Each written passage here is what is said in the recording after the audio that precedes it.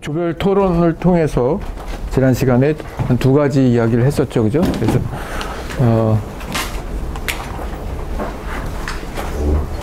결국 그 초콜릿, 뭐 커피, 뭐 이런 것들을 통해서 우리가 먹는 것, 소비자로서 먹는 것이죠. 먹는 것에 관련된 사회적 관계가 무엇인지 뭐 이런 것에 대해서 이제 얘기를 했었고, 그 과정에서 뭐 아동 노동의 문제 뭐 이런 것들을 했었고 얘기를 좀 했었고요. 그다음에 그 다음 주제에 내가 먹는 것이 바로 나라고 하는 것을 통해서 여러분이 무엇을 먹는가 하는 것이 어떤 개인의 취향이나 뭐 정체성이나 아니면 가치관, 뭐 아니면 사회적 관계, 뭐 사회적 지위, 아니면 얼마나 돈이 있는지 뭐 이런 것까지 쭉 알 수가 있다, 이런 얘기를 했었죠. 네, 다음에. 그래서 그걸 좀 정리하자면 이 책의 제목 내가 먹는 것이 바로 나라고 하는 게 잘 요약해 주고 있습니다. 그래서 이 먹거리가 가지고 있는 여러 가지 의미들, 다중적 의미들, 그죠? 그래서 뭐 가장 기본적인 것은 하여간 뭐 생존, 그죠? 먹어야 사니까 건강. 그래서 건강을 유지하기 위해서는 최소한의 열량 이런 것들이 필요하고, 또 여러 가지 영양 성분들이 필요하겠죠, 그죠? 그다음에 또 가능하다면 좋은 먹거리, 몸을 상하지 않게 하는 이런 먹거리들을 먹어야 되겠죠. 그래서 먹거리라고 하는 것은 나의 어떤 가장 기본적인 존재, 육체적 존재죠. 존재로서의 어떤 이런 부분을 구성한다라고 얘기할 수 있을 테고, 취향, 뭐 스타일, 너무나 당연한 거죠. 그래서 어떤 사람들은 뭐 양식을 좋아하고, 어떤 사람들은 아마 뭐 한식을 좋아하고, 그 다음에 좀 분위기를 잡기 위해서 뭐 와인을 마시고, 뭐 이런 나름대로의 각자가 가지고 있는 취향이나 스타일 같은 것들이 있죠. 그래서 내 음식 소비 패턴을 통해서 여러분의 어떤 취향 같은 것들을 알 수 있게 되겠죠. 조금 더 집합적으로 본다면 어떤 공동체의 특성을 가지고 있습니다. 그래서 보통 여러 가지 형태의 공동체가 있죠. 그래서 뭐 아주 작게는 여러분들의 가정, 뭐 교회, 혹은 뭐 지역 공동체, 뭐 학교, 국가. 그래서 한국을, 혹은 우리 민족, 우리 국민을 상징하는 가장 중요한 음식이 뭘까요? 김치, 그죠? 김치를 많이 얘기하는 것 같아요. 그래서 보통 김치를 한국 음식, 한국 사람 그러면 김치를 많이 생각하죠. 그죠? 그래서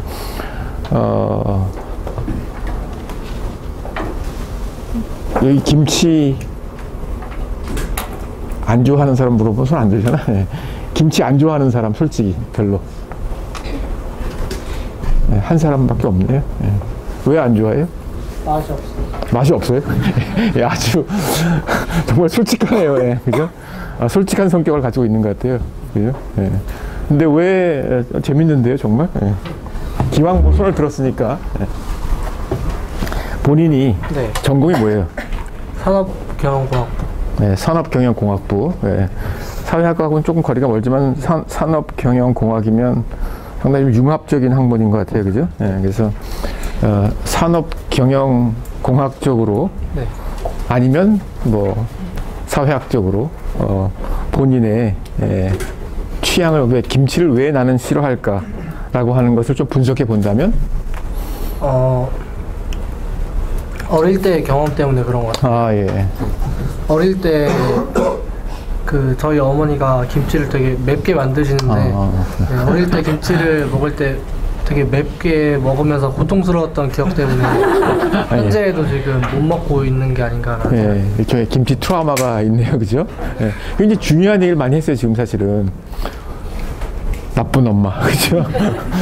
어머니의 책임 굉장히 중요하죠. 그래서 아마 어렸을 때 좀 맛있게 이렇게 좀 담궜으면 좋았을 텐데, 어쨌든 김치는 직접 담궈 주셨네요. 사 먹지는 않고, 뭐 요즘 보면 종갓집 김치 뭐 이렇게 해서 아침에 김치를 많이 사 먹는데, 그래도 김치를 해 주셨고, 근데 하필이면 그 김치가 굉장히 맛이 없고 맵기만 한 그런 김치였기 때문에 본인이 이제 김치를 싫어하게 됐다. 그래서 그 얘기는 뭐냐 하면 이름이 뭐죠? 성정환이요. 성정환 군의 입맛, 음식에 대한 선호라고 하는 것은 그냥 개인의 어떤 선택이라기보다는 사실은 성장기, 그죠? 성장기 어렸을 때 가정, 그죠? 가정의 어떤 음식과 깊이 관련되어 있는 것이고 또 소위 말하면 어머니의 손맛, 어머니의 음식 솜씨 뭐 이런 것하고 깊이 관련되어 있죠. 그래서 어머니가 직장 생활을 하셨나요 혹시? 아니요. 아니요. 집에 계셨는데 전업주부였는데 음식에는 뭐 별로 관심이 없고 아버지가 안 해주셨죠? 네. 네, 아버지도 안 해주시고, 그러니까, 그죠? 일종의 이제 보통, 제가 이 질문을 왜 드렸냐 하면, 가사노동 분업 구조가 있죠. 그래서 이제 대개는, 전통적인 가정의 경우에는 아버지 혹은 남편은 밖에 나가서 돈을 벌어오고, 그죠? 그 다음에 아내는 집에서 소위 말하면 현모양처라고 하는 아주 전통적인 역할에 의해서 집에서 살림하고 또 음식을 제공하는 그런 역할을 많이 했죠. 근데 이제 그 과정에서 이 성군의 집안에 있어서는 김치를 별로 잘 맛있게 담그지 않았고 그것이 이제까지 20대 초반까지 김치를 선호하지 않도록 하는 그런 역할을 한 거죠. 그래서 결국은 개인의 입맛이라고 하는 것이 굉장히 개인적인 것이긴 하지만 또 동시에 굉장히 다른 공동체, 가족이라고 하는 공동체에 의해서 영향을 받고 소위 말하면 사회화, 소셜라이제이션 된다는 거죠. 소셜라이즈 된다는 거죠. 그래서 그리고 아마 이제 어떻게 될지 모르겠어요. 앞으로. 왜냐면 이게 개인이 혼자 그냥 살다가 죽는 게 아니잖아요. 그죠? 앞으로 가정을 꾸릴 생각을 가지고 있겠죠. 그죠? 네. 그죠? 좋은 배우자를 만나서 또 결혼을 하고 가정을 꾸리게 되겠죠. 그러면 또 뭐 아이를 낳겠죠. 그죠? 그래서 그런 의미에서 이제 입맛이 사실은 사회적으로 전승되죠. 그런데 이제 와이프가 아마 확률상으로 볼 때는 점점 더 맞벌이일 가능성이 높아지죠. 맞벌이. 그렇게 되면 어떻게 됐어요?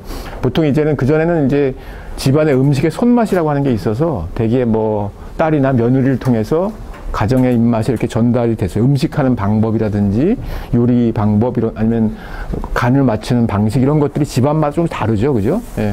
젓갈을 많이 사용하는 집도 있고 뭐 그렇지 않은 같은 젓갈도 뭐 새우젓을 사용하는 집이 있는가 하면 김치의 경우에 무슨 갈치 젓갈을 쓰는 집도 있고 뭐 이런 식으로 집안마다 혹은 작은 공동체마다 조금씩 달랐는데 아마 이제 점점 사회가 변하면서 성군의 다음 세대 아이들의 경우에는 아마 그런 게 일단 김치를 별로 좋아하지 않기 때문에 확률상 아마 김치를 별로 안 좋아할 이 자식이 확률이 상당히 높죠. 그죠? 아버지가 안 좋아한다. 그러면 아마 와이프가 이제 김치를 엄청 좋아하고 김치를 엄청 잘 담그면 변화가 일어나겠지만 그렇지 않는다고 한다면 아마 다음 세대에서도 별로 김치를 좋아하지 않고 아니면 김치를 이제 아마 이 부부가 맞벌이를 하게 되면 뭐 이제 그야말로 마트에서 슈퍼에서 사다가 먹게 될 경우에 일종의 이제 김치의 표준화가 일어나는 거죠. 김치라고 하는 게 그전엔 집안마다 지역마다 많이 달랐다고 한다면 이제는 산업적으로 생산이 되는 표준화된 김치를 먹게 되고 뭐 극히 아마 선호로 봐서는 뭐 그래도 그렇게 별로 많이 먹지 않는 왜냐면 그때 좋지 않은 기억이 있기 때문에 별로 김치를 많이 먹지 않는 가정이 재생산될 가능성이 높겠죠. 그죠? 그래서 그런 것들을 보면 이 취향이나 스타일이라고 하는 것도 어떤 공동체, 가족 뭐 이런 것과 깊이 관련된다는 거죠. 일반적으로 한국 사람은 김치를 좋아해 라고 하는 어떤 문화적 정체성이 있지만 또 가정에 따라서는 개인에 따라서는 또 달라질 수 있겠죠. 어쨌든 음식이라고 하는 것이 자신이 속한 귀속된 특정한 공동체의 문화 이런 것들을 반영하죠. 한국인들은 김치, 된장찌개 뭐 이런 연상이 바로 이루어지죠. 그죠? 그래서 보통 이제 관광객들도 한국에 오면 뭐 김치, 일본 사람들이 와서 이제 요즘에 김치가 무슨 미용식품이다 그래서 김치도 많이 사가지고 가기도 하고 김 뭐 이런 것도 사가지고 가죠. 정확하게는 중국 관광객들이 가장 좋아하는 한국 음식이 뭘까요? 혹시 아세요? 여기 제가 알기로는 중국에서 오신 학생이 몇 분 계신데 손 한번. 예. 관광객은 아니고 유학생이죠, 그죠? 네. 가장 좋아하는 한국 음식. 저요? 네. 저 부대찌개. 네, 부대찌개. 네, 좋습니다. 또 있죠?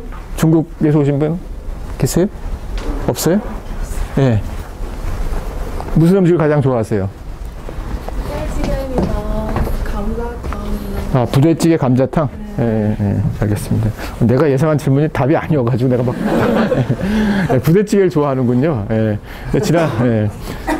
얼마 전에 한국관광공사에서 중국인 관광객들을 대상으로 조사를 했어요. 그랬더니 중국인 관광객이 가장 좋아하는 음식, 한국 음식 1위가 무엇이었을까요? 부대찌개는 아니었어요. 참고로. 부대찌개도 상위권에 올라 있었긴 했지만 한번 찍어보세요. 불고기. 불고기? 예, 불고기도 상위권이긴 했지만 아니었어요. 예, 예. 중국에서였어요? 아, 그래요? 예. 의외로 많네요. 예. 뭐요? 김밥? 예, 아닌데요. 조사가 잘못되어 있든가 아니면 여긴 전부 다 유학생이기 때문에. 예. 저도 깜짝 놀랐어요. 사실은 예상 밖의 답이었는데 삼겹살이었어요. 삼겹살 좋아하세요? 저요? 예. 삼겹살 좋아해요? 네. 삼겹살? 별로예요? 이상하네. 아마 샘플에 문제가 있는 것 같아요. 관광객들과 유학생들 간에는 분명한 어떤 음식 취향의 차이가 있다. 뭐 이렇게 아마 가설을 세우고 한번 가설 검증을 해봐야 될 것 같은데 저는 어쨌든 깜짝 놀랐어요. 저도 삼겹살? 뭐냐면 삼겹살이라고 하는 음식이 우리가 이제 많이 먹게 되긴 했지만 한국인의 어떤 문화나 뭐 정체성하고는 그렇게 깊은 관련은 없다고 생각이 들고 삼겹살이라고 하는 음식이 굉장히 많이 유행하게 된 것은 사실 1980년대 이후거든요. 근데 그 전에는 뭐 보통 한국인들이 일반적으로 돼지고기를 이렇게 선호하지 않죠. 보통 제가 알기로는 중국 사람들이 돼지고기를 굉장히 좋아하고 한국 사람들은 쇠고기를 좋아하는데 비싸서 잘 못 사 먹고 그리고 이제 되게 이제 뭐 특히 삼겹살의 경우에는 뭐 이게 정확히 학술적으로 정리된 건 아니지만 탄광에서 광부들이 이를테면 많이 먹는 비교적 싼 음식이었죠. 왜냐면 기름기가 많고 그래서 이제 일종의 속설이긴 하지만 이제 분진 같은 거 탄광에서 일을 하고 나와서 이 삼겹살이 이제 그런 것들을 먼지 같은 거 분진 이런 것들을 뭐 씻어내준다라고 하는 그런 속설이 있기 때문에 일종의 노동자 음식이었어요. 그래서 굉장히 값이 싸고, 그죠? 기름기가 많이 들어있는, 어떻게 보면 일반적인 어떤 전통적 한국 음식의 입장에서 본다면 아주 좋은 음식은 아니었죠. 근데 그런 게 이제 1980년대 이후에 굉장히 대중화되고, 뭐 이렇게 되면서 우리 식단의 굉장히 중요한 메뉴의 하나로 자리 잡았긴 한데, 그래도 이게 꼭 한국 전통 음식이라고 하기에는 좀 그렇긴 한데, 어쨌든, 한국관광공사의 조사에 따르면, 중국 관광객들이 가장 좋아하는 음식 1위로 꼽혔습니다. 예. 자, 나의 계층과 지위, 뭐 그랬죠? 뭐 이거는 뭐 어떻게 보면 본인이 가지고 있는 경제적 자원, 그죠? 돈이 많은 사람들이 선택의 폭이 넓겠죠. 그 다음에 돈이 없으면 아무래도 선택의 폭이 좁고 그래서 제가 알기로는 하여간 대학생들 일반 사회뿐만이 아니라 학생들 간에도 일종의 양극화가 있어요. 그래서 그 전에 지난 학기 제가 조사한 것을 보면 굉장히 고급 음식 용돈도 많이 쓰고 뭐 그다음에 고급 음식을 좋아하는 자주 먹는 그런 학생이 있는가 하면 편의점에서 삼각김밥 이런 것들을 많이 먹는 학생들이 있고 이것은 뭐 꼭 취향이나 이런 스타일의 차이라기보다는 본인이 가지고 있는 가처분 소득에 따른 어떤 소비 스타일의 변화죠. 그래서 음식이라고 하는 게 어떤 의미에서 본다면 그런 경제 소득과 깊은 관련이 있고 또 소득뿐만이 아니라 사실 취향이나 이런 것들도 사실은 본인이 가지고 있는 혹은 본인의 부모가 가지고 있는 대학생의 경우에는 부모가 가지고 있는 재력 이런 것들 아니면 일종의 문화적 자본 그래서 어려서부터 뭐 외국 생활을 많이 한 부모와 같이 생활하는 경우에는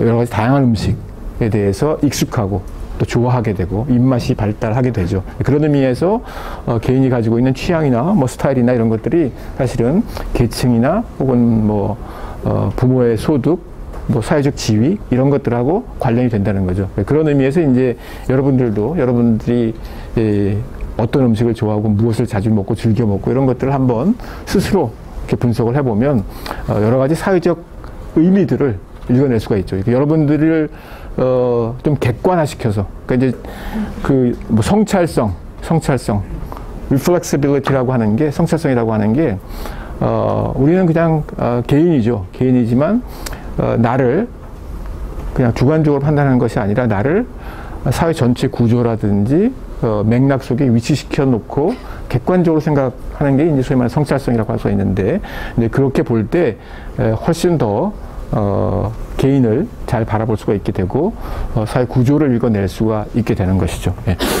그 다음에 이제 가치와 실천 뭐 이런 것들 사실 이것도 중요한 것 같아요. 그래서 지난번에 오리농장 얘기를 했지만 사실은 그 육식을 좋아하지 않게 되는 혹은 채식을 하게 되는 사람들의 상당수는 사실은 공장형 축산이라든지 도살장 이런 것을 보게 되면서 아주 직접적으로 음식에 대한 어떤 생각을 하게 되는 거죠. 그래서 동물 복지라는 말이 요즘에는 굉장히 중요한 개념으로 등장하고 있는데, 뭐 육식을 하더라도 그 가축들이 가능하면 하여간 조금 더 뭐 인간적인 분위기는 뭐하지만 하여간 조금 더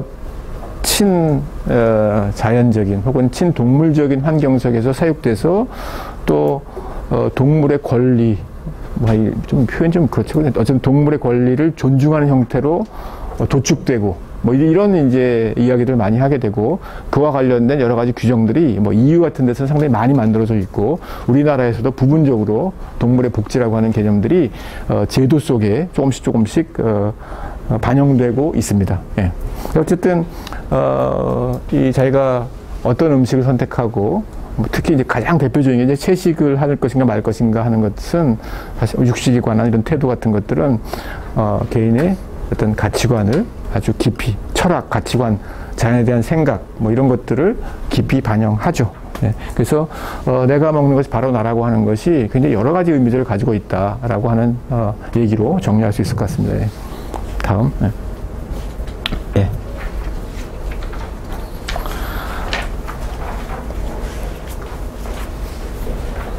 그래서 그 요지는 중요한 점은 제가 생각할 때는 우리가 뭐 모든 사람들이, 그죠? 제가 볼 땐 이 강의실에 있는 모든 사람들이 우리가 먹는 것을 잘 생산하지 않죠. 대부분 다 시장에 가서 마트에서 구입하죠. 그래서 지난 첫 시간에 제가 얘기한 것처럼 우리가 자본주의 시장 경제 속에 살고 있어요. 그죠? 그것은 엄연한 현실이고 우리가 교환을 통해서 먹거리를 공급받죠. 마트가 사 먹는다는 거죠. 결국 그 얘기는 상품이라는 거죠. 상품. 그죠? 먹거리 시장, 그것이 쇠고기가 됐건 쌀이 됐건 시장이 있고 뭐 수요와 공급에 의해서 가격이 결정되고 이제 이렇게 얘기를 하죠. 그래서 분명히 상품이에요. 그죠? 그 점은 분명한데, 그런데 그냥 단순히 상품일까 하는 질문을 던지는 거죠. 혹은 상품 그 이상일까? 혹은 상품으로만 바라보기에는 음식 혹은 먹거리라고 하는 것은 너무나 여러 가지 다양한 의미가 있다. 아까 얘기한 여러 가지 뭐 건강의 문제, 그죠? 환경의 문제, 뭐 이런 것들이 있기 때문에 우리가 상품으로만 가둬놓고 먹거리를 생각해서는 곤란하다. 이제 그런 얘기들이 굉장히 앞으로 많이 진행될 것입니다. 먹거리를 통해서 지난번처럼 커피, 초콜릿을 통해서 제3세계의 아이들, 아동노동을 만나죠. 그런 의미에서 사회적 관계를 먹거리가 분명히 가지고 있고, 우리가 아무 생각 없이 그냥 초콜릿을, 커피를 사 먹는 것과 그래도 이게 어떤 과정을 통해서 누구에 의해서 만들어졌을까, 정당하게 임금은 받고 있을까, 혹은 뭐 하다못해 패스트푸드 레스토랑에서 뭐 맥도날드나 이런 데서 일하는 어떤 때는 굉장히 어린 친구들이죠. 젊은 친구들이 얼마나 임금을 받고 있을까, 최저임금은 얼마일까, 뭐 이런 것들을 이제 물어보는 것은 굉장히 중요하다는 거죠. 우리가 스스로 물어보고 그것이 정당한 임금일까, 뭐 이런 것들에 대해서 한번 생각해 볼 필요가 있다는 거죠. 그 다음에 뭐 내가 자연과 어떤 관계를 맺는지. 특별히 먹거리라고 하는 것은 여러 가지 방식으로 어떤 단계에서건 자연과 관계를 맺죠. 그죠? 그래서 뭐 쌀의 경우에는 무슨 이게 유기농 쌀이다. 홍성에서 혹시 홍성에서 나는 쌀 드셔보셨어요? 홍성하면 홍성의 쌀 그러면 혹시 생각나는 거 없으세요? 어떻게 생산돼? 보통 홍성 그러면 친환경 쌀 얘기가 많이 나오거든요. 그래서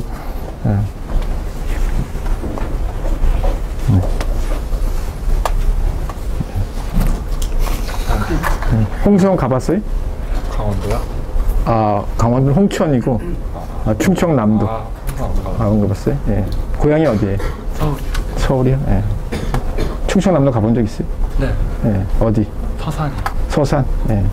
서산에서 유명한 게 뭐가 있죠?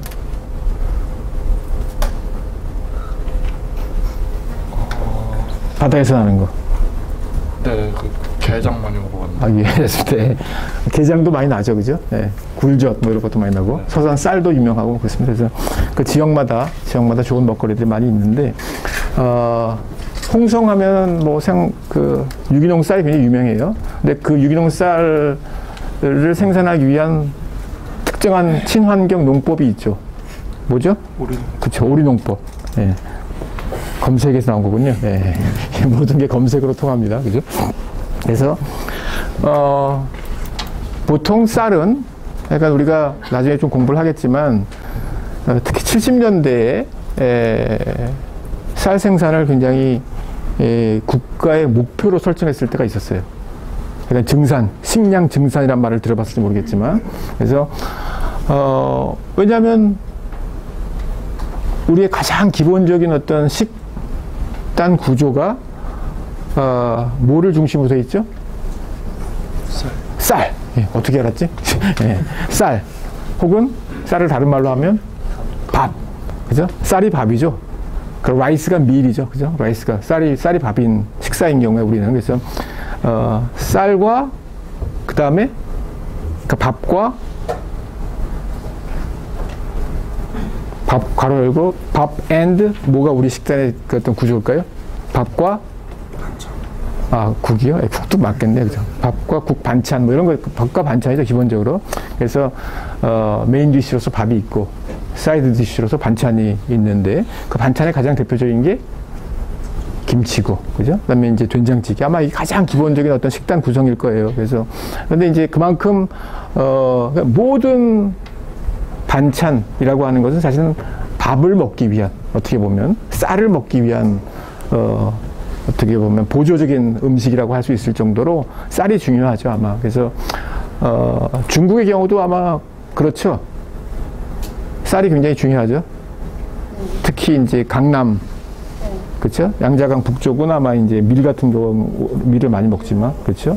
밀과 쌀, 그렇지만 특히 남쪽은 밥, 쌀, 그죠?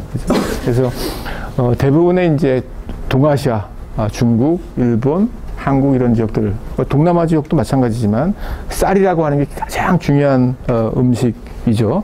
근데 이제 이 쌀을 어떻게 생산하는가가 굉장히 중요한데 결국은 70년대에 빈곤하고 그랬을 때, 가난했을 때 한국 사회가 한국인들의 꿈이 약간 배불리 먹어보는 게 꿈이었죠. 배불리 먹어보는. 여러분의 부모님이나 혹은 할아버지 세대는 어떻게든지 배를 채우는 것, 쌀밥을 먹어보는 것이 굉장히 중요한, 어떻게 보면 삶의 목표라고 할 수 있었죠.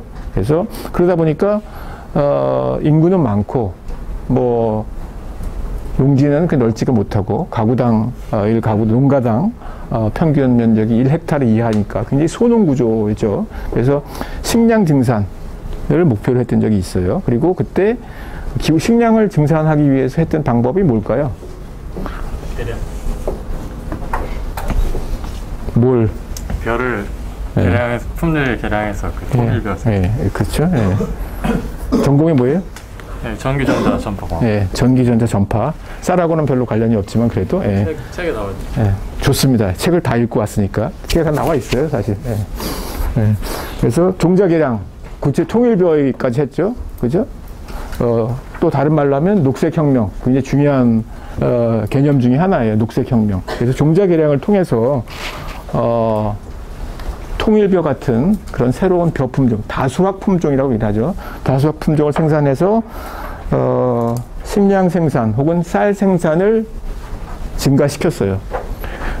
좋기는 뭐 땅이 넓으면 땅을 계속 넓히면 되는데 그럴 수 없으니까 있는 땅에 소위 말하는 단위 면적당 생산량을 늘리기 위해서 종자 개량을 한 거죠. 그래서 뭐 통일벼와 같은 다수학 품종이 만들어지고 근데 이제 굉장히 어떻게 보면 이 다수학 품종이 좋은 측면도 있지만 문제점이 적지 않았죠.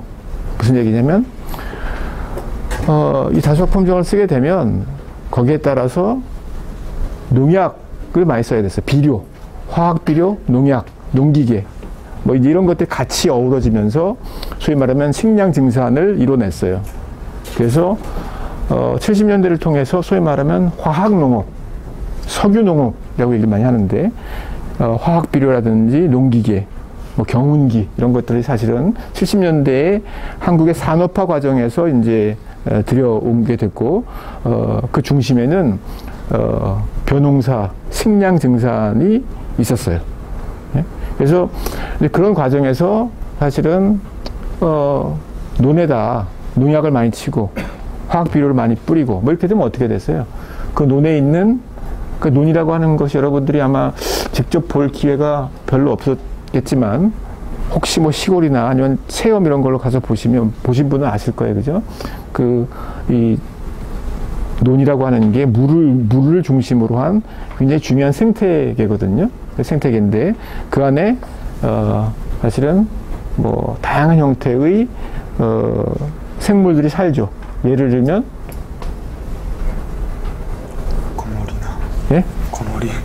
거머리. 예. 하필이면 거머리. 예. 거머리 봤어요? 네. 예. 당해봤어요? 네, 당해보세요. 예. 진짜 거머리 맞네요. 거머리가 있네요. 그러니까 좋은 것만 뭐 달팽이 뭐 이런 거 우렁이 이런 거 생각만 하는데 우렁이 생각만 하는데 사실 거머리도 있고 그죠?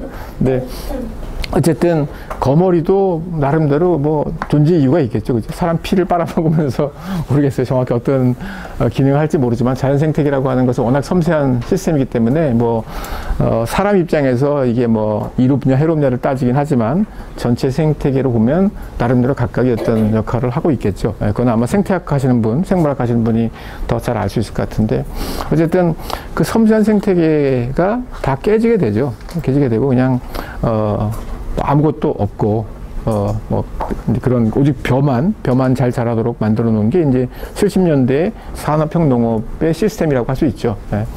근데 그것은 결국은 이제 이 농업이라고 하는 과정에서 그 산업형 농업을 통해서 탈자연화 시키는 과정이에요. 자연을 이렇게 이제 점점 사라지도록 하고 어떻게 하면 산업형 농업을 통해서 식량을 만들어낼 것인가. 쌀이라고 하는 상품을 최대한 효율적으로 생산해내자. 뭐 이런 이제 시스템이 만들어진다는 거죠. 그렇죠? 그래서 그것과 아까 좀 전에 얘기한 홍성의 우렁이 농법, 오리 농법은 굉장히 다르죠. 그래서 홍성에서는 오리 농법이라든지 우렁이 농법 이런 것들을 통해서 특히 이제 자풀의 문제를 이제 제초제나 이런 게 아니라 오리나 우렁이를 통해서 그 문제를 해결하자. 그래서 일종의 생태적, 순환적인 어떤 농업을 하려고 하는 것이죠. 그래서 이 홍성의 오리 농법, 뭐 우렁이 농법 이런 친환경적인 농업은 자연이 가지고 있는 어떤 능력을 최대한 극대화시켜서 자연도 살리고 몸에도 좋은 그런 음식을 만들자는 거죠. 거기에 비해서 이런 산업형 농업, 특히 농약을 많이 치는 농업의 경우에는 뭐 도정을 많이 하긴 하지만 그 쌀에 농약이 포함되어 있을, 화학물질이 포함되어 있을 가능성이 상당히 있겠죠. 그리고 그것이 이제 사실은 소비자들 입장에서는 굉장히 걱정스러운 거죠. 그래서 이제 특히 90년대 이후에 뭐 웰빙, 건강에 대한 관심 이런 게 높아지면서 친환경 쌀, 유기농 쌀이 그 시장이 굉장히 확대되기 시작했습니다. 그리고 물론 가격이 좀 비싸긴 하지만 그럼에도 불구하고 특히 자녀들의 건강에 관심이 있는 특히 아토피 문제 이런 것들에 관심이 있는 어머니들이 친환경쌀을 선호하게 되죠. 이것은 이제 단순한 뭐 친환경쌀을 선호한다는 차원이 아니라 사실은 자연과의 맺는 관계 자체가 상당히 달라지는 거죠. 산업형 농업이냐 친환경 농업이냐 하는 것은 자연과의 관계에 있어서 굉장히 다른 방식을 얘기하고 있습니다. 또 먹거리라고 하는 것은 뭐 아까 얘기한 대로 윤리적 가치에서 뭐 동물의 복지, 고기를 먹을 것인가 말 것인가 뭐 이런 것들을 가지고 있기도 하고 특히 뭐 우리가 아마 다음 시간쯤 얘기하게 되겠지만 왜 인도인들이 쇠고기를 먹지 않을까 뭐 어떤 뭐 종교 이런 아주 단순하게 얘기하면 종교적인 문제죠. 뭐 이런 것에 의해서 쇠고기를 먹지 않는다라고 하는 것은 그 음식에 쇠고기라고 하는 음식에 이런 종교적인 태도나 가치 같은 것들이 함축되어 있다. 뭐 이렇게 얘기를 할 수 있을 테고요. 그 다음에 우리가 좀 구체적으로 보면 우리가 먹는 먹거리에는 큰 제도들이 연관되어 있어요. 큰 제도들이. 그래서 지금 현재 우리의 먹거리를 관리하는 정부 기구는 어디일까요? 식품을 관리하는 정부의 조직.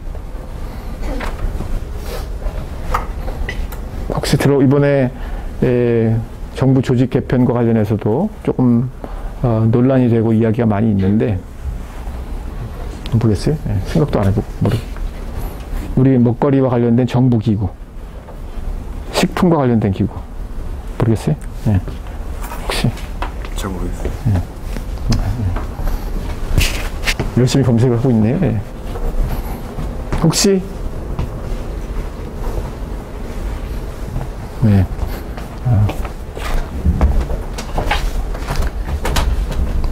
김유진? 예. 식품과 관련된 정부의 조직, 법 전공자면 좀 잘 알아야 되지 않을까? 네. 네. 잘 모르겠습니다. 예. 알 때까지 한번 계속 물어볼까요? 예. 관진정, 예. 식품과 관련된 정부 조직, 예. 남유나, 예. 남선우, 예. 식품과 관련된 정부 조직. 예, 맞습니다. 그죠? 지금 아마 정확하게는 식약청이라고 얘기했죠. 그걸 정확히 아마 풀 네임으로 얘기를 하자면 식품약 예. 청? 네, 아마 식약청만 해도 훌륭하죠, 그죠? 식품의약품안전청 이렇게 돼 있지 않나요, 그죠? 그래서 지금 그동안 이게 청이죠, 청. 근데 아마 처로 승격시킨다고 그러죠. 왜냐하면 그만큼 중요하다. 그래서 지금 현재 뭐 지난번에 대선 과정에서 박근혜 후보가 무슨 사회의 뭐 중대악, 무슨 뭐 몇 대악, 4대악인가 뭐 이런 얘기 하면서 식품 가지고 장난치는 거 이런 것들, 뭐 이런 것들을 에 대해서 굉장히 비판적인 입장을 얘기를 했고 아마 그러면서 먹거리, 식품에 관한 부처를 더 강화하겠다. 그래서 식품 의약품 안전처로 아마 승격이 될 거예요. 그리고 식품 관련된 기구를 농식품부에 그 기존의 농식품부로 되어 있죠. 농림수산식품부인가 이렇게 되어 있는데 식품을 떼어낼 것인가 말 것인가 이런 게 아직도 확정이 안 돼 있고 아마 지금 다시 최근에 이런 돌아가는 걸로 봐서는 아마 농림수산식품축산부인가 아마 이렇게 지금 이름이 만들어지고 있는 것 같아요. 그래서 어떻게 보면 뭐 사소한 것 같지만 지금의 어떤 정부 조직 개편 이런 것들을 들여다보면 사실은 사회적으로 먹거리에 대해서 굉장히 관심이 높아지고 있고 정부도 거기에 조응해서 정부 부서를 만들고 있는 거예요. 그래서 그런 것들도 여러분들이 조금 왜냐하면 정부가 하는 일이 여러분들의 인생에 많은 영향을 끼칩니다. 꼭 무슨 먹거리 문제뿐만이 아니고 노동시장 관련도 그렇고 연금 문제도 그렇고 그래서 여러분들이 사회 정책이나 구조 이런 것들이 어떻게 작동하고 있는가, 어떻게 변화하고 있는가 하는 것들을 조금 예의주시하고 관심을 가질 필요가 있어요. 그리고 필요하다면 여러분들한테 입장을 세우고 전달을 하고 이렇게 해서 정부가 여러분들 개인 혹은 여러분들의 개인의 삶에 대해서 제대로 잘 이렇게 정책을 세울 수 있도록 좀 시민이 되는 게 중요하죠, 그죠? 그래서 그냥 단순히 뭐 나라에서 시키면 시키는 대로 하는 게 아니라 제대로 하고 있는지 뭐 이런 것들을 늘 관심 있게 보고 감시할 필요가 있겠죠. 그래서 국가, 정부라고 하는 게 굉장히 중요하다. 그래서 먹거리 정책 이런 것들이 내가 먹는 것을 결정짓는다는 거죠. 그래서 식품 안전과 관련된 거. 뭐 그래서 이제 제가 볼 때는 뭐 2008년도 미국산 쇠고기 문제 이런 것들도 처음에 학교 급식에 취약한 청소년들 같은 경우가 이를테면 광우병 걸린 고기 급식으로 먹기 싫다. 뭐 이러면서 이제 길거리에 나왔던 것이죠. 그다음에 시민사회. 그래서 다양한 뭐 환경도 그렇지만 먹거리와 관련된 NGO들, 시민사회 조직들이 있죠. 이런 조직들이 또 여러분들의 이해를 대변해서 어떻게든 정부 정책이라든지 혹은 시장을 통한 어떤 먹거리 관리 시스템에 영향을 주려고 하는 거죠. 그러니까 아까 상품, 먹거리가 상품 이냐 혹은 상품 이상이다 이런 얘기를 했을 때 그냥 상품이면 그냥 시장이나 기업이 하는 대로 내버려두면 돼요. 시장 메커니즘에 의해서 뭐 수요와 공급에 의해서 먹거리가 다 먹거리 시스템이 작동하는 거죠. 근데 그렇게만 내버려 뒀을 때, 왜냐면 이건 먹거리가 가지고 있는 다양한 의미들, 뭐 환경이라든지 건강이라든지 이런 의미들은 시장에서 별로 고려하지 않거든요. 원칙적으로는 어쨌든 시장이라고 하는 것은 기업 활동이 굉장히 중요하고, 그러면 이윤을 극대화하는 것이고, 그래서 좋은 음식과 나쁜 음식이 분명히 있는데, 그러면 그거는 소비자들이 알아서 하라는 거죠. 그래서 돈이 있는 사람들은 자기가 정보를 가지고 좋은 음식을 사 먹으면 되는 거고, 돈이 없는 사람들은 할 수 없으니까 나쁜 음식을 사 먹으면 되는 거고, 그게 시장의 정의다, 시장의 논리다 이렇게 말해버린다면 뭐 적어도 경제적인 논리로는 틀린 말이 아니겠죠. 먹거리가 상품이기만 하다면. 그러나 그렇지 않은 부분이, 특히 이제 건강, 이런 뭐 환경, 이런 가치들, 그런 가치들은 여러분들이 개인이나 혹은 하나의 뭐 시민사회 구성원으로서 이거를 순전히 시장 논리로, 기업의 논리에만 맡기기에는 옳지 않다, 정당하지 않다, 불안하다, 이런 생각을 갖게 되면서 상품이기도 하지만 그 밖에 여러 가지 다른 측면이 있기 때문에 국가가 개입하거나 아니면 시민사회가, 여러분들이 뭔가 개입을 해서 안전하고 좋은 먹거리 시스템을 만들어야 한다, 뭐 이렇게 할 수 있다는 거죠. 그래서 그런 의미에서 먹거리는 상품 이상인 그런 측면들이 굉장히 많고, 그것을 먹거리를 통해서 내가 아마 국가, 시민사회, 뭐 자연, 환경, 뭐 이런 것들을 같이 생각해 볼 수 있겠습니다. 다음. 그래서 우리가 이 수업이 먹거리 사회학인데, 농식품 사회학인데 여러 가지 질문들을 할 수 있겠죠. 내가 먹는 것이 바로 나라고 하는 것은 뭐 지난 시간에 우리 같이 얘기를 했던 것이고, 네. 이런 질문들. 먹거리는 어디에서 왔을까? 누가 만들었을까? 한국의 식량 자급률은 얼마나 될까? 이런 질문들. 한국의 식량 자급률은 얼마나 될까요? 25%. 예, 지금 책에 따르면 25% 안팎이라고 나와 있죠, 그죠? 작년 통계에 따르면 22.6%라고 그래요. 그죠? 그래서 여러분들이 먹는, 주로 이제 곡물류를 중심으로 하는 식량 자급률인데, 여러분들이 먹는 대부분의 음식은 한 7, 80% 정도는 외국에서 오고 있죠. 그래서 지금 그 OECD 국가 중에서 식량 자급률이 가장 낮은 나라들이 네덜란드, 일본, 한국, 이 3개국입니다. 3개국이 식량 자급률이 낮고, 이제 그렇기 때문에 우리가 이거를 그냥 시장 기제에만 맡긴다면, 그러니까 시장 기제에 맡긴다는 얘기는 이 경우에 있어서는 우리가 먹는 것을 그냥 돈 주고 외국에서 사오는 거죠. 우리가 생산을 못 하니까, 혹은 생산을 안 하니까 외국에 사오게 됐을 때 그것이 과연 뭐 안전한가, 그죠? 미국에서 들여오는 뭐 밀, 오렌지 이런 것들이 과연 화학물질로부터 안전할까? 참 알기가 어렵다는 거죠. 안전할 수도 있겠죠, 사실은, 그죠? 아니면 미국산 쇠고기가 한국으로 수입되는데 과연 어떤 생산 과정에서 만들어지고 어떠한 유통 경로를 거칠까? 도축 과정은 어떻게 관리되고 있을까? 이런 질문들을 받게 되는데 참 확인하기가 어렵죠, 그죠? 불투명하고 우리가 가서 보기도 어렵고, 지난번에 2008년도에 촛불 집회가 발생했을 때, 일어났을 때 일부 한국의 식약청 직원들하고 그 정치인들이 미국에 가서 그 도축 시스템이나 생산 체계를 보고 오겠다. 그리고 갔어요. 갔는데 잘 못 봤죠. 그죠? 왜냐하면 그게 뭐 그런 게 뭐 이쪽에서 뭘 한다고 막 보여주는 것도 아니고, 특히 이 도축 업체들은 제가 여기 보니까 굉장히 폐쇄적이에요.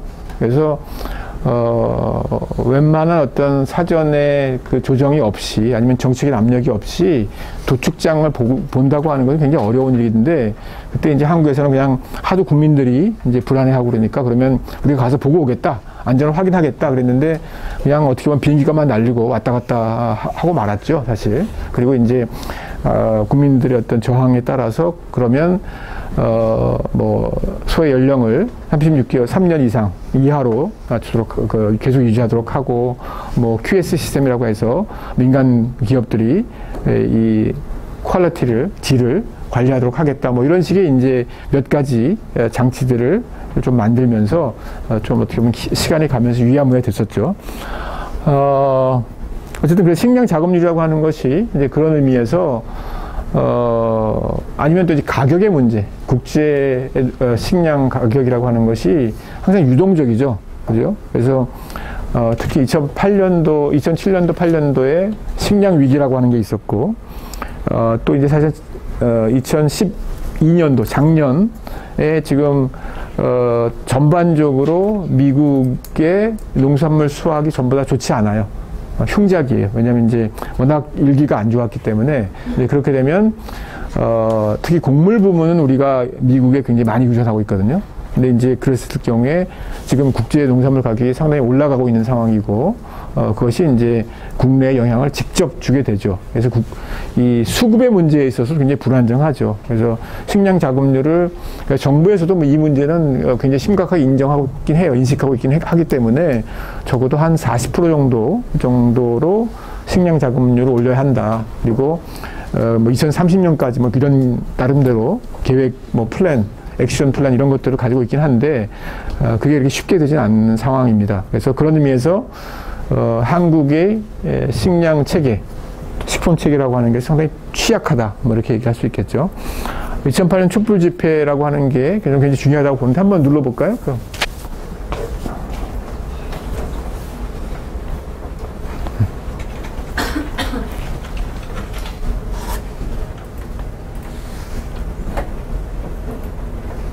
네. 그 아마 제가 지난번에 한번 말씀을 드렸죠. 그래서 제가 특히 먹거리 문제, 또 호주산 쇠고기에 대해서 관심을 가지게 된 계기가 2008년도 촛불 집회를 보면서 이게 굉장히 중요한 사회학적 연구 주제다, 이렇게 생각을 했고, 쭉 보시면 좀 내려갈까요? 그래서 그때 저는 한국사연구소에 있으면서 여기 보면 나오죠, 그죠?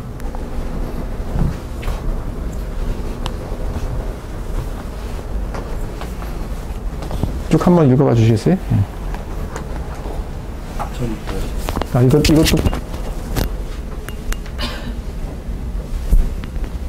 같이 두 개 들고서 이렇게 한번 쭉 한번 읽어줘 보세요. 2008년 태초의 촛불은 그들이 들었다.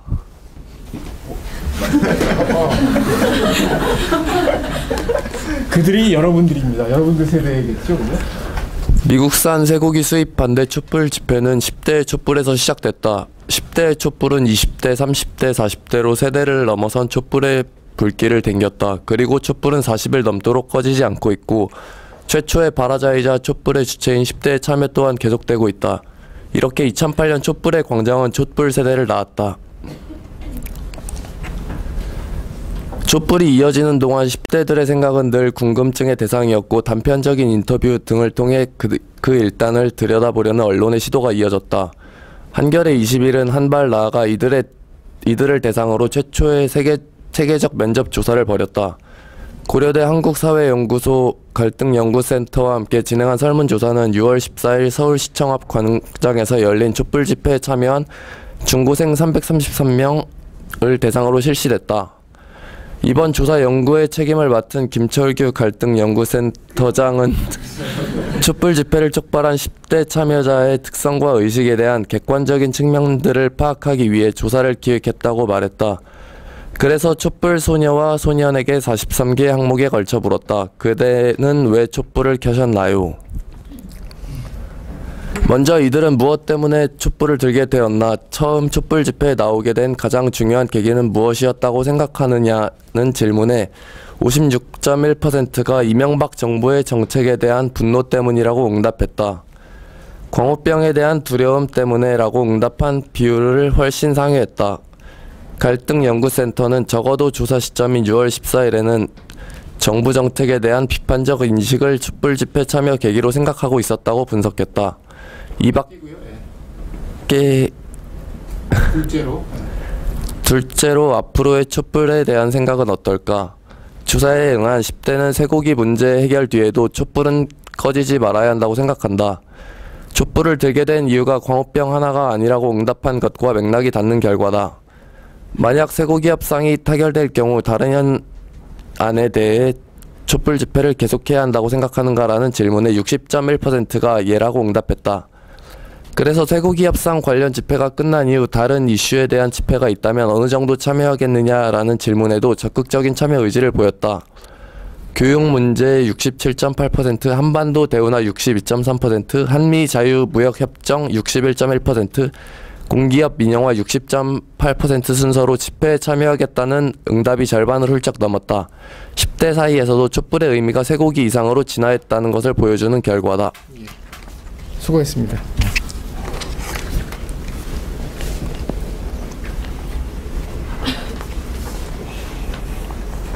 네. 좀 이 6쪽짜리이기 때문에 이걸 다 읽기는 어렵고요. 여러분들이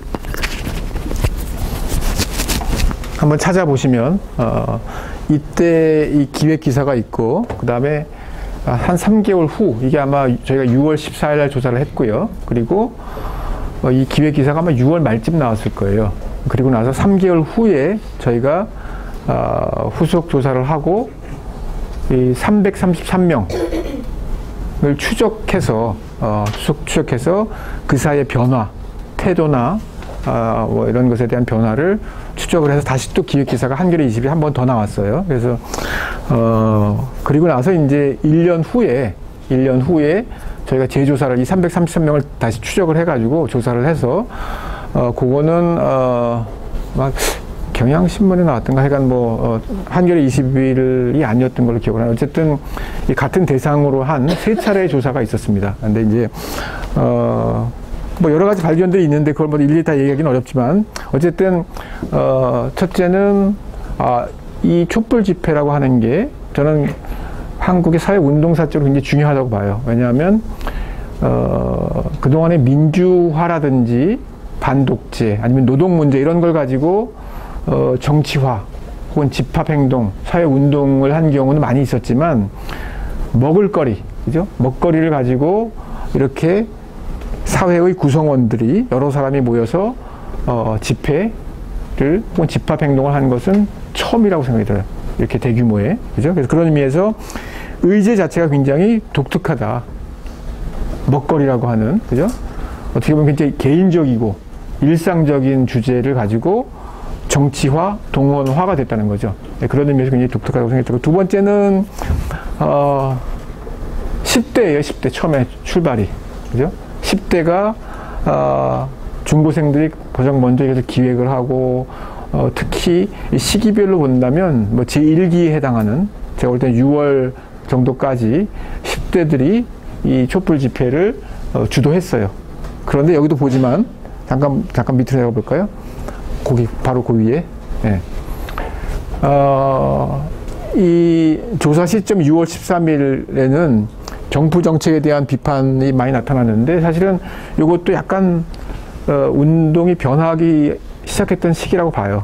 그 처음에 5월 아마 중순경부터 시작을 했는데 처음엔 순전히 이제 이 급식이라든지 먹거리라든지 미국산 광우병에 관한 이슈였다가 이것이 점점 더 거대 담론으로 이렇게 좀 확장되기 시작하죠. 그래서 이명박 정부에 대한 비판, 왜냐하면 이제 정부에서 여기에 대해서 적절하게 조치를 취하지 않기 때문에 반응성이 전혀 없었기 때문에 그리고 나서 이제 다른 이슈들 밑으로 내려가서 보시면 저기 대운하, 그죠? 교육 문제 됐습니다. 거기.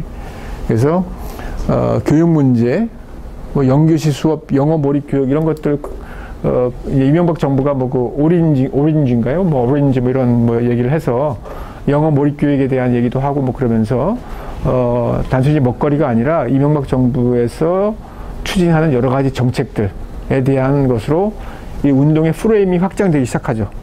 그리고 이제 주체들도 10대가 아니라 이제는 다양한 20, 30대 뭐 혹은 노동 조직도 참여하기 시작하면서 운동의 프레임 자체가 바뀝니다. 그래서 보면 이제 교육 문제도 있지만 대운하 문제, FTA, 공기업 민영화 이런 다양한 의제들이 이제 한꺼번에 같이 이제 등장하게 되는데요. 그러면서 이제 10대들은 서서히 이 전체 어떤 운동에서 이렇게 좀 퇴색되기 시작합니다. 그러다가 나중에는 결국은 이제 조금 다른 주체들에 의해서 이 촛불 집회 전체가 진행이 되죠. 그래서 저는 이제 이 운동이 아까 얘기한 대로 의제가 새롭고 10대라고 하는 새로운 주체가 있었고 또 하나는 개인의 문제처럼 보이는 혹은 사적인 문제처럼 보이는 것을 가지고 공적으로 사회적으로 생각한 사례라고 봐요. 그래서 그런 의미에서 시사하는 바가 크다. 무슨 얘기냐면 우리가 여기 지금 보면 나중에 제가 후속 연구를 했을 때 1년 후 조사 이런 걸 했을 때 이 10대들 제가 1년 후에 고3이었던 학생들만 대상으로 이제 조사를 했어요. 그래서 대학에 진학한 학생들. 근데 이제 그 친구들 같은 경우에 변화 중에 하나가 무슨 이제 시사 문제에 관심이 많아졌다. 뭐 사회적 이슈에 대해서 이 친구들과 이야기를 많이 한다. 이런 것들이 드러나거든요. 그래서 저는 이제 먹거리라고 하는 개인적이고 일상적인 의제를 통해서 조금 더 사회 전체를 바라볼 수 있는 시민적인 어떤 태도가 증가하는 걸로 이렇게 이제 좀 해석을 했었습니다. 그래서 제가 이제 이 수업을 통해서도 여러분들이 먹거리라고 하는 어떻게 보면 굉장히 개인적인 일상적인 이슈를 통해서 사회를 바라볼 수 있는 어떤 시각의 확장 이런 것들이 굉장히 중요하다 이런 의미에서 이 글을 좀 소개를 한 거고요. 예. 다시 돌아가서 그 다음에 여러 가지 질문들 왜 굶주림의 문제 우리가 이제 강의계획표에서 개인 차원의 문제인가 사회 문제인가 또 우리가 한번 생각해 볼 것이 이제 여러 가지 대안 가운데 하나가 그러면 이제 뭐 공정무역 착한 무역 뭐 이런 것들 얘기를 하는데 그것의 어떤 실제 한계 이런 것들에 대해서 우리가 좀 들여다볼 필요가 있겠죠. 그런 얘기들. 그 다음에 먹거리를 바꾸면 무엇이 바꿀 수 있을까? 어떻게 하면 먹거리를 바꿀 수 있을까? 이제 마지막 질문은 이경혜 씨를 아시나요? 근데 혹시 이경혜 씨를 아시는 분 계세요? 이경혜. 네.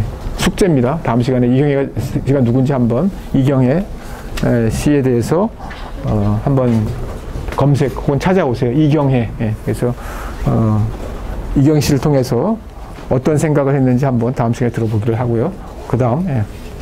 자, 결국, 나는 먹거리라고 하는 것을 통해서 바라볼 수가 있고, 이 먹거리라고 하는 것은 시민사회, 문화, 자연생태, 농업, 농민, 농촌, 국가, 정치, 세계 무역, 경제, 이런 것들과 관련되는 굉장히 복합적인 주제다. 뭐 이렇게 얘기를 할 수 있습니다. 예. 다음. 쭉 넘어가세요. 예. 그럼 얘기를 쭉 했던 거고요. 예.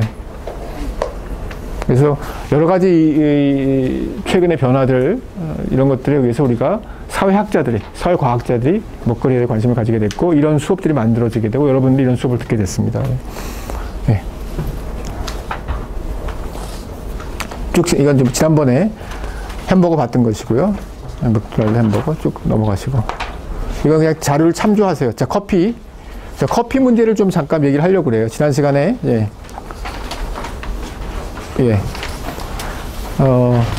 동영상 봤죠, 그죠? 동영상, 커피에 관한 동영상을 봤고, 커피가 굉장히 하여간 뭐 신기해요. 예, 우리가 커피를 이렇게 먹는다고 하는 게, 그죠? 이 먹거리의 역사라고 하는 책에 보면, 커피의 역사가 나오고, 이 처음엔 주로 이제 이슬람 쪽에서 커피를 많이 마셨죠. 카페라는 것들이 생기게 되고, 뭐 벨기에 쪽에서 커피 문화가 막 발달하게 되고, 뭐 그런데 흥미로운 거는 커피를 마시는 공간이 중동 지역 이슬람 문화권에서도 그렇고, 유럽으로 넘어서 유럽에서도 그렇고, 술집, 펍하고는 굉장히 달랐다고 해요. 그래서 지금식으로 말하면 커피를 마시는 카페와 맥주를 마시는 펍이 수행하는 기능이 상당히 달랐는데 그래서 심지어는 비스마르크 같은 사람은 이 커피를 마시는 사람들에게 술을 먹이면, 맥주를 먹이면 나라의 정치가 안정된다, 이런 얘기를 했대요. 이게 무슨 얘기냐면 처음에 초창기 중동의 이슬람 지역에 커피를 마시기 시작하고 커피를 마시는 사람들이 모이는 공간이 만들어지면서 그곳에서 무엇을 했냐면 굉장히 정치적인 토론을 많이 했다는 거예요. 토론을. 정치적인 토론을 많이 하고 뭐 술탄이라든지 그 정치 체계에 대한 비판들을 많이 하는 일종의 토론의 공간이었다고 해요. 예? 근데 이게 다시 또 유럽으로 가서 특히 프랑스 같은 데로 넘어가면서 프랑스에서 프랑스 혁명 전에 프랑스의 파리에 커피를 판매하는 카페가 수백 개가 있었고 그곳에 사람들이 모여서 정치에 관한 이야기를 했다는 거예요. 그래서 근데 보통 맥주를 마시면서는 사람들이 막 감정이 격앙되고 그다음에 이제 뭐 그야말로 일회적인 소비적인 공간이었다고 한다면 커피를 마시는 공간은 상당히 정치적인 공간이었다. 그래서 카페를 없애는 것이 정치적 안정을 위해 굉장히 중요하다. 뭐 이런 이제 사회적 의미를 일찍부터 가지고 있었어요. 근데 어쨌든 이러한 커피가 사실은 대량으로 소비되기 시작한 것은 사실은 뭐 길게 잡아야 200년. 그다음에 실제로는 20세기 들어와서 전 세계적으로 확산되고 있고 최근에는 중국, 그죠? 중국에서도 커피를 굉장히 많이 마신다고 해요. 아닌가요? 별로예요? 예. 아, 이거 내가 그래서 읽은 거하고 실제하고 많이 다르네요. 그죠? 예. 그래서 워낙 중국은 전통적으로 뭘 많이 마시죠? 그죠? 차를 많이 마십니다. 그래서 차 문화라고 하죠. 예. 그런데 이제 어쨌든 제가 읽은 바에 따르면 중국인들도 특히 대도시의 중산층들이 커피를 굉장히 많이 마시기 시작하고 그 엄청난 커피 수요가 만들어지고 있다고 해요. 그리고 인도도 마찬가지예요. 인도의 경우도 인도도 뭘 마시죠 주로? 인도도 차를 많이 마시죠, 그죠? 인도도 차를 많이 마셨는데 중국은 아마 이제 일반적으로 얘기하는 뭐 우롱차 무슨 하여간 이런 차들 조금 더 볶는 방식이 다르죠. 근데 이제 인도 같은 경우는 뭐 홍차 종류 이런 것들 많이 마셨는데 차는 한 종류지만 이제 어떻게 어느 땅에서 어떻게 또 볶느냐에 따라 달라지는데 어쨌든 중국과 인도가 커피를 굉장히 많이 마시게 되면서 이제 여러 가지 변화들이 나타난다고 해요. 그래서 그야말로 세계인의 어떤 음료가 돼가고 있죠. 그래서 우리 동영상에 따르면 하루에 25억 잔의 커피가 소비된다고 하고, 뭐 세계 커피 소비는 물론 미국이 1위고 한국인들도 엄청난 양의 커피를 마시고 있죠. 세계 11위 커피 소비국이라고 하고요. 그 다음에,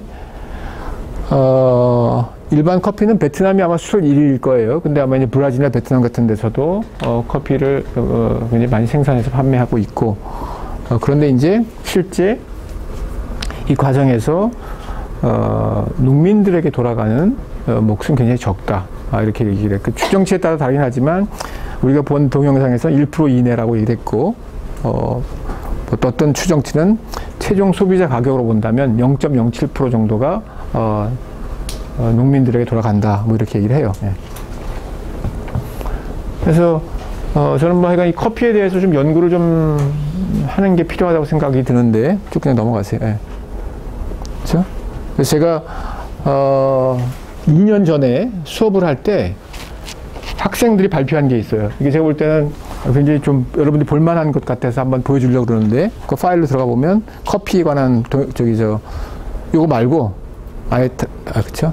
식품과 사이죠. 예. 여러분들이 이제 앞으로 조별로 프로젝트를 할 때 이와 유사한 작업을 하면 됩니다. 그런 의미에서 우리 팀 같으면 어떤 주제를 잡아서 어떻게 준비를 할까 이런 차원에서 한번 생각을 좀 해보시기를 바라고요.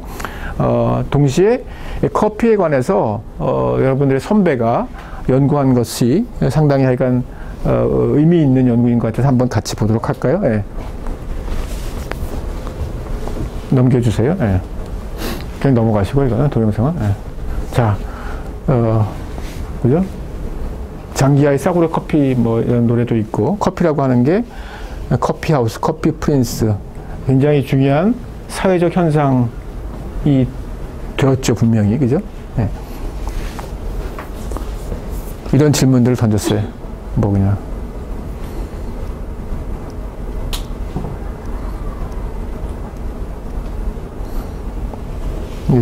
조원들이 모여서 이런저런 얘기를 막 하면서 나는 뭐 다방 커피가 좋고 자판기에서 커피랑 우유 뽑아서 섞으면 카라멜 마키아토 맛이 난다는데 네. 제 카라멜 마키아토를 아마 카페베네에서 먹으려면 굉장히 비쌀 텐데 아주 간단하게 싸게 할 수 있는 곳이죠. 맨 밑에 좌측에 보면 지금 자판기 커피가 얼마인가요? 얼마 전까지 100원이었던 걸로 알고 있고 그 100원은 거의 10여 년 이상을 아마 100원이었던 걸로 알고 있고 전설적이에요. 제가 볼 때는 자판기 커피를 100원에 먹을 수 있는 곳은 제가 알기로는 고대밖에 없었는데 작년인가 언젠가 조금 올려서 자판기 커피를 안 드시나 봐요. 여기 있는 분들은. 네. 자판기 커피 얼마예요 요새? 200원이에요? 엄청 올랐네요 그러면. 100% 올랐으니까 그죠? 근데 그래도 굉장히 제가 볼 때는 200원이면 학교 안에 200원이에요? 200원일 것 같네요. 50원짜리 쓰기가 어려워서 그냥 200원 한 것 같은데, 학생에 따르면 우리 학교 자판기 커피가 최고라고 써 있죠. 저는 한동안 서관 문과대 커피, 자판기 커피가 제일 맛있다고 주장을 하고 다녔어요. 왜 맛있는가 하면 약간 먼지가 같이 이렇게 곁들여져 가지고 나름대로 부드러운 맛을 내는 것이 아닐까 뭐 이런 생각을 했었는데 네. 어쨌든 이 학생들에 따르면 우리 학교 자판기 커피가 최고라고 하고요. 좌측 맨 하단에 보면 보헤미안 알아? 이렇게 있어. 보헤미안 유명해 이렇게 그죠? 알죠? 보헤미안 아세요? 어디 있죠? 예. 네. 유명한 집이죠, 그죠? 정대후문에서 나가서 거기 뭐 유명한 와플을 판매하는 가게가 있고 그 바로 옆에 지하에 있습니다. 뭐 제가 특정 업체를 지금 뭐 홍보하는 건 아니고요. 저는 가격이 너무 비싸서 안 가려고 그래요. 너무 비싸서 오늘의 커피가 6,000원이죠. 그래서 제가 그 사장한테 좀 내려라. 값을 내려라. 너무 비싸다. 왜냐면 그 전까지 제가 열심히 다녔었는데 어느 날 가니까 6,000원 하길래 최저임금이 그때 4,440원 할 때여서 최저임금을 가지고 커피 한 잔을 마실 수 있어야 한다. 그래서 이제 주장을 했는데 그 사장이 그냥 여자 사장인데 그냥 웃고 말더군요. 그래서 그 다음부터는 제가 잘 안 가고요. 그래서 누가 사준다 그러면 그냥 가서 먹긴 하지만 근데 이제 그 고대 주변에서는 제일 유명한 커피숍 중에 하나고 신문 같은 데도 가끔 보면 서울에 그러니까 우리나라의 커피 마스터 3인 중에 한 사람으로 꼽는 분이 워낙 만든 집이에요. 그래서 지금 있는 사장은 워낙 사장의 제자예요. 그래서 제 기억으로는 한 10여 년 전에 이 커피숍이 만들어지고, 보헤미안이 만들어지고, 이 사장이 제일 교포인데, 일본에서 이제 커피 학교를 정식으로 졸업을 하고, 들어와서 이제, 커피숍을 내서, 어떻게 보면 제자들을 많이 양성을 했어요.